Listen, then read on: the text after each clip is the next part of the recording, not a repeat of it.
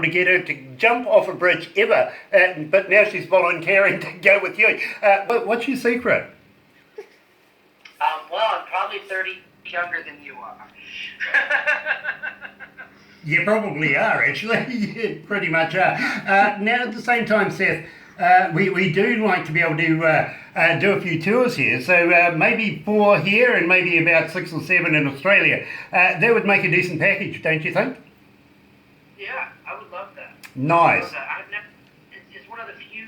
I think the closest I've been to you guys is Malaysia, and which isn't that close. No.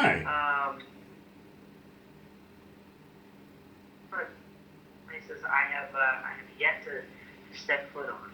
Well, I tell you what, we would absolutely welcome you here in New Zealand. We really, really would. And we'd love to be able to bring your countrymen to New Zealand, give them a bit of experience, show them around our country, and believe me, there's some absolute stunning places in New Zealand, places that time have forgotten, literally. You can still see the dinosaurs walking down through Marlborough Sound. I know that. Mum went there the other day.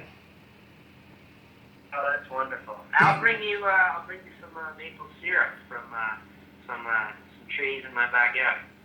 Wonderful. There you go. I've got some pen. I'll put the flapjacks on straight away. Okay. I would love that. I really, really would. Now, at the same time, I want to talk to you about Water on Fire. Now, this to me is an incredibly well-structured song. How did you come to this? This song came out of, I was in Oklahoma when I wrote this song. I was on the way to Woody Guthrie's hometown of Okemah. And much of Oklahoma, the land is for the Pawnee land, the Pawnee tribe. And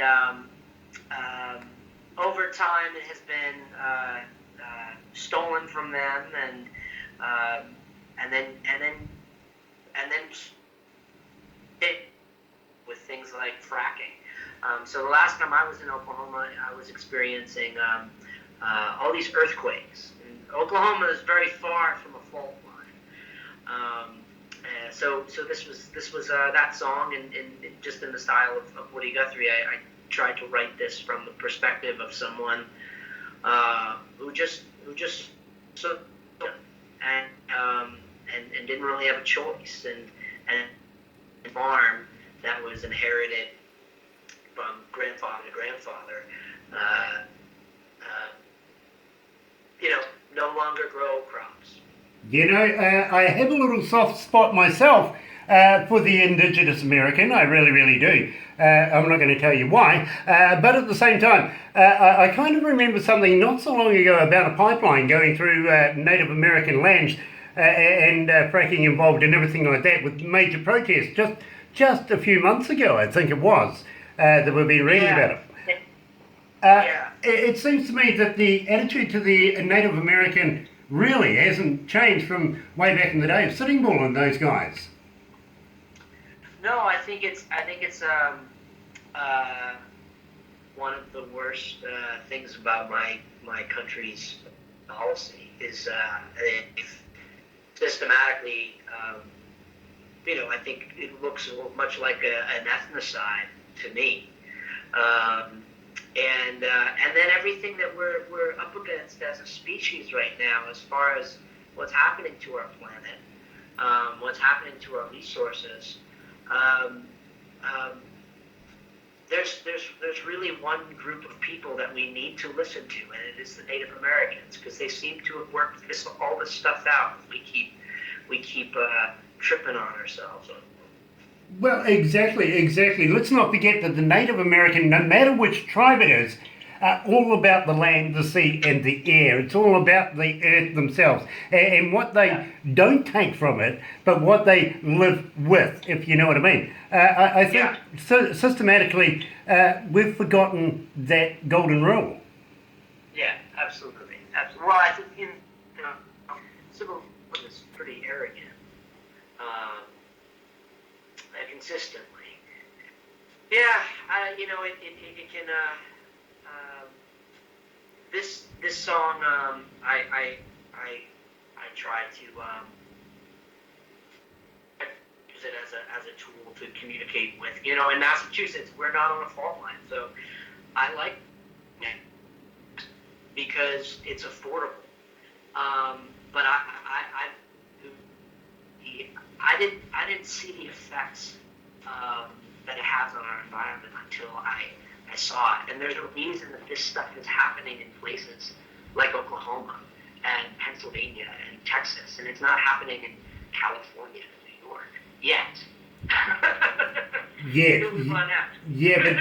But don't forget, California does have a pretty major fault line going through it. We have one here where we are at the moment as well. We're sitting on a fault line, but we're also connected to the Ring of Fire, if you know what I mean. So what's happening in Hawaii at the moment can actually affect us here in New Zealand as well. You know, so it all is connected somehow, somewhere, some way. It doesn't matter how far away you are, my friend. Believe me, we're pretty much alike. We really, really are. And I'm being told. Yeah, we'll keep going. Yeah. So I was going to get my soapbox. Well, you know what? I'll give you that platform very, very shortly. But in the meantime, here is Seth Glier and Water on Fire right here at Galaxy.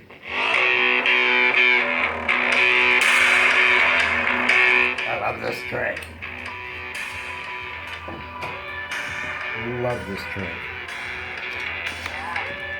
How did they meet? Sorry, my bro?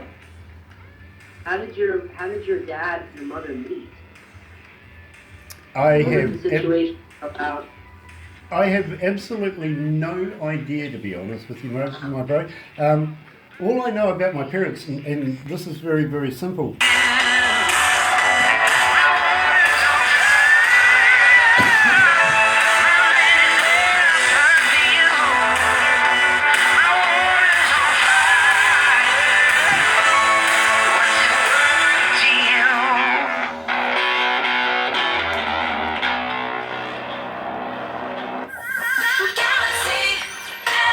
That's right, right here at Galaxy 107 FM, and I'm talking to Seth Glier, coming out of Music City, and believe me, absolutely stunning man with great sounds, great everything. But I would like to talk to you about Jamie. Now, believe me, this may be a touchy subject for you, and I do apologise in advance.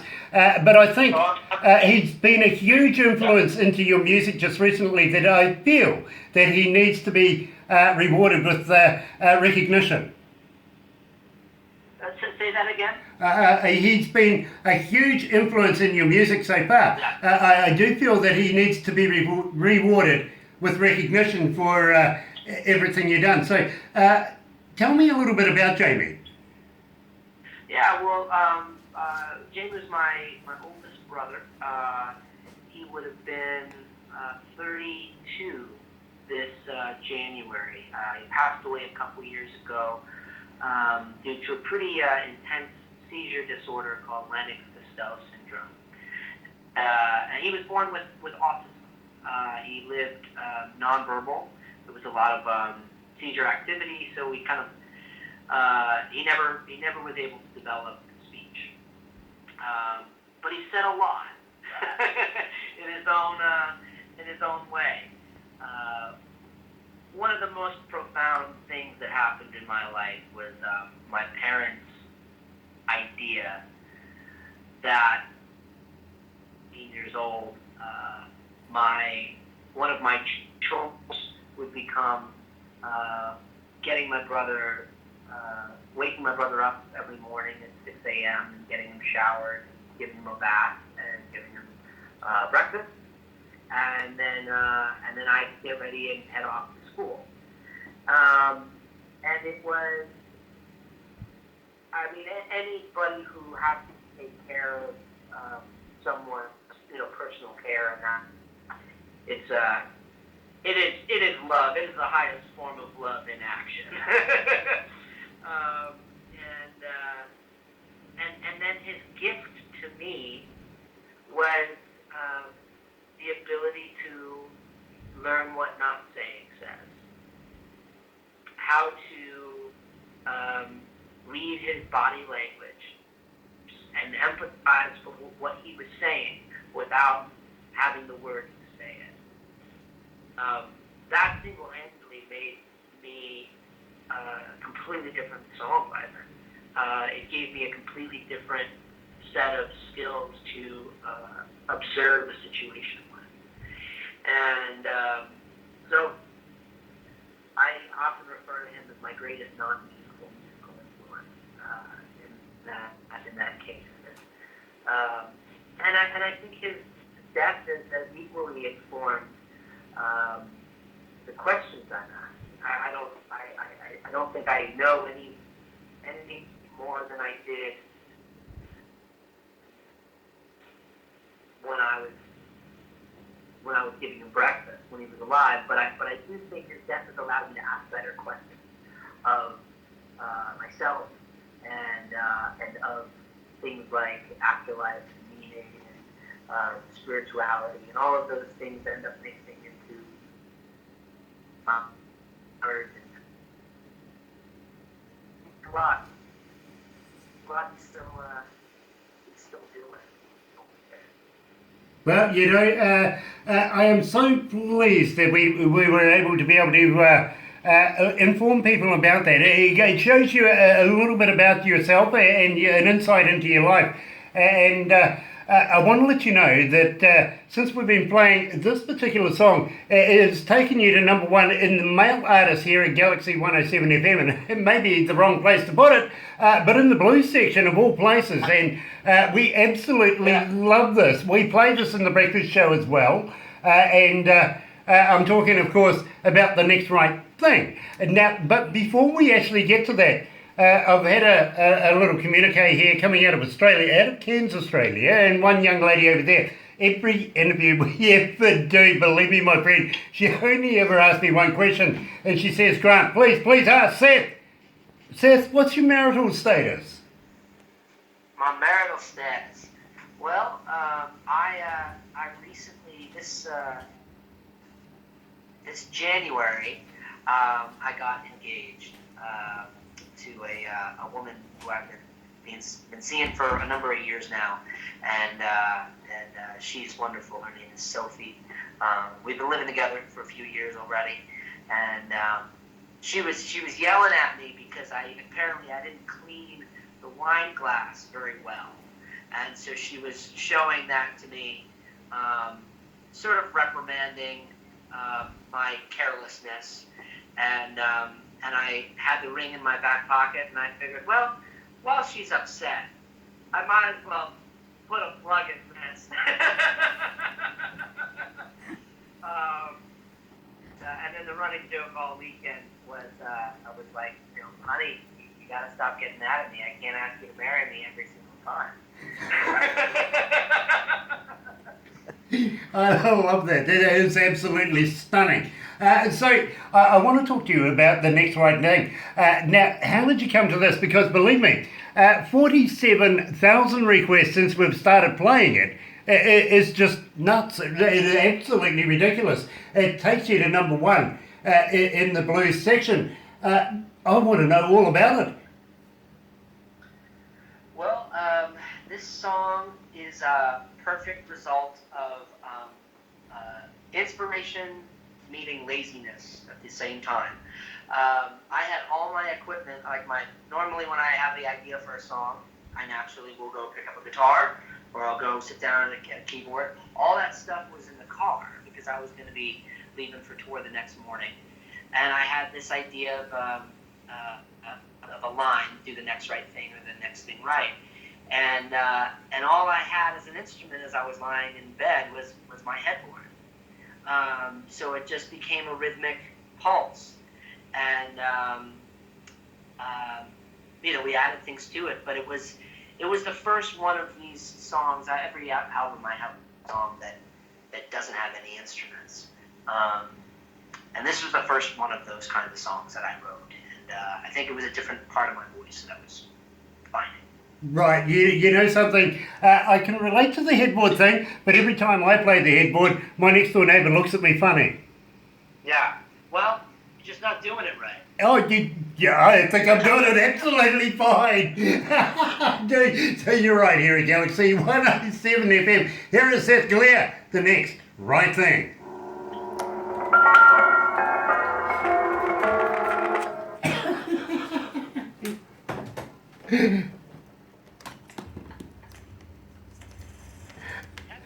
I love that. Brilliant, brilliant. I love this song. Absolutely. I must admit, I've got two faves, you know what I mean? Yeah. And this is right up there. It really, really is. It really This is. is the one I found him on. Yeah, Yeah, I like. absolutely. I will give you a little backstory about this one, Seth, is that when Barbara and the engineer first played the song, and we had no idea, they played it over the sound system in-house here that we have, and it literally stopped our office. We all came to find out who and what this was about. That doesn't happen here. I mean, in a radio station, everybody ignores music because they hear it all day. Yeah. You know what I mean? But this one Yeah. absolutely stopped our offices. Cool.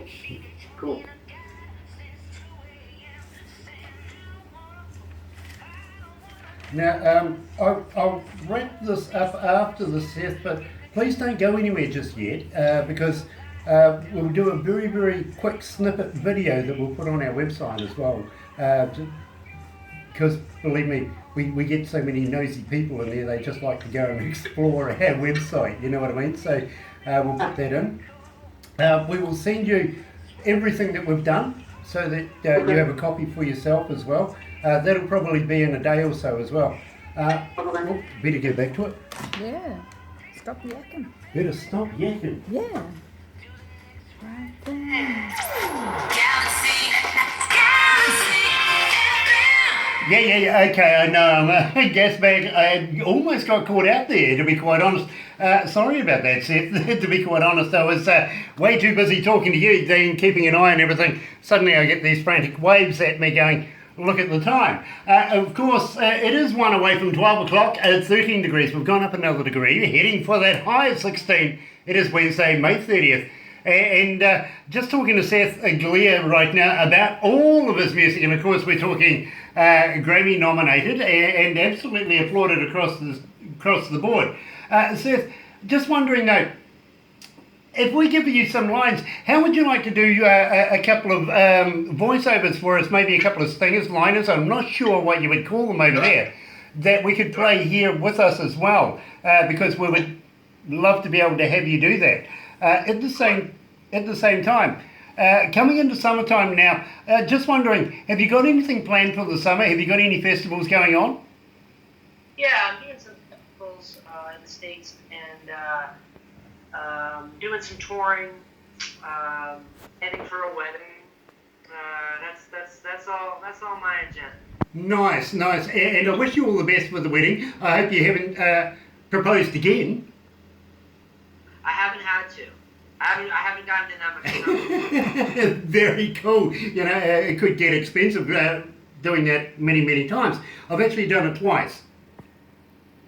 Yeah. Well, the second time would be like a candy rain. Yeah. Well, you see, the first time was about 30 years ago, and then I stupidly ran out of gifts to give my wife. The last one was a house, so I said, well, let's just get married again. What do you reckon? So, 30-year break, that's not bad. Nice. Yeah. Nice. That's fun. What's the secret? The secret is just agree and smile.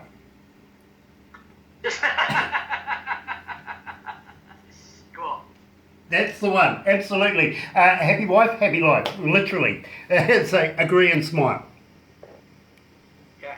Yeah, that's the. Oh, sorry. Barbara's looking at me going, oh, really? Is that how you manage things? But in the meantime, my friend, I got to thank you so much for taking the time out to talk to us here at Galaxy 107 FM in New Zealand. And we would love to be able to follow you through your career. Anything new that you're going to release, we would absolutely love it if you pass it down to us, and we'll do a little catch-up video and find out how things are going with you. We'd love to be able to have you call us anytime you feel like it. Now that you've done an interview with us, you're part of the family, my friend. You can just hit us up anytime. Absolutely, and don't forget, there's always a place here in New Zealand for you to come and play. When we can get. It's a bus. Yeah, absolutely. Let's do the hoo-hoo. Yeah, absolutely. Hoo-hoo and moonshine sounds wonderful. It really does. So we'll wrap it up right now. It is 2 after 12 o'clock and 13 degrees downtown, heading for that high of 16. You're right here at Galaxy, and why not? Here's Brooks and Dunn.